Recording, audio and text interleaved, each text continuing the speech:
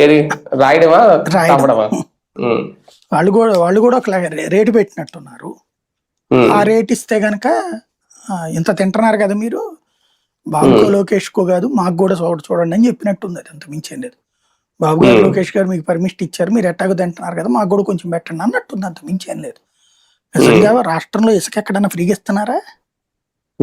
అదేమంటే జగన్ టైంలో దోపిడీతో పోల్చుకుంటే తక్కువ అంటున్నారు. తక్కువ అంతేగాని ఫ్రీ కాదు కదా. ఇసుక లారీకి నేను రోజు చూస్తా, లైన్లో ట్రాక్టర్లు లారీలో పెట్టి ఉంటున్నాయి. నువ్వేమని చెప్పా చట్టం ప్రకారం? ఎవరికి అవసరం వాడు దవ్వుకోవాలన్న. ఇల్లు కట్టుకునేవాడు, అపార్ట్మెంట్ కట్టుకునేవాడు లారీ తీసుకెళ్లి తెచ్చుకోవాలి, లేదా వాడు ఆర్డర్ పెడితే వాడికి ఇవ్వాలి. అదే కదా నువ్వు చెప్పింది.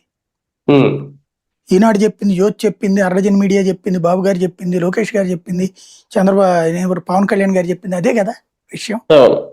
మరి ఇప్పుడు లారీలు ఎందుకు లైన్లో పెట్టి ఉంటున్నాయి? ట్రాక్టర్లు ఎందుకు రోడ్డు పక్కన పెట్టి ఉంటున్నాయి? ఇసుక పొద్దు నుండి రాత్రి దాకా 24 గంటలు ఉంటాయి. నీకు ఎప్పుడు కావాలంటే అక్కడికి వెళ్ళి నుంచుంటే వాళ్ళు రేటు చెప్తారు. ట్రాక్టర్ అయితే ఎంత, లారీ అయితే ఎంత. నిజం, జగన్తో పోల్చుకుంటే ఇప్పుడు తక్కువ. ఛార్జెస్ అంటారు, ఉట్టి ఛార్జెస్ అయితే ఇసుక్కి అంత ఎవడు ఛార్జ్ చేయడు. బేసిక్ జగన్ టైంతో పోల్చుకుంటే రేటు తగ్గింది, కానీ రేట్ ఇక్కడ వసూలు చేస్తున్నారు. ఉచిత ఇసుకని ఎందుకు చెప్పడమే కప్పుడు తవ్వడానికి సంబంధించి జగన్ టైంలో అక్కడ ఎన్జిటి అన్నారు, ఇక్కడ ఎన్జిటి అన్నారు. ఇప్పుడు ఏ ఎన్జిటి ఉందండి ఇక్కడ? తవ్వని ప్లేస్ ఏది ఉంది చెప్పండి అసలు? అసలు ఎన్జిటి లెక్క ప్రకారం ఎక్కడ తవ్వకూడదనే రూల్ ఉంది కదా, ఎక్కడన్నా పాటిస్తున్నారా ఆంధ్రాలో? ఒక్క చోటన్నా?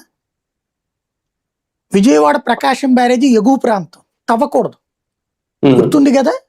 ఎగువ ప్రాంతం, చంద్రబాబు గారి ఇల్లు అయ్యని ఉండే ప్రాంతం, తవ్వకూడదు కదా రూలు. మొన్ననే కదా అక్కడ పడవ ఇది వచ్చింది తేడా.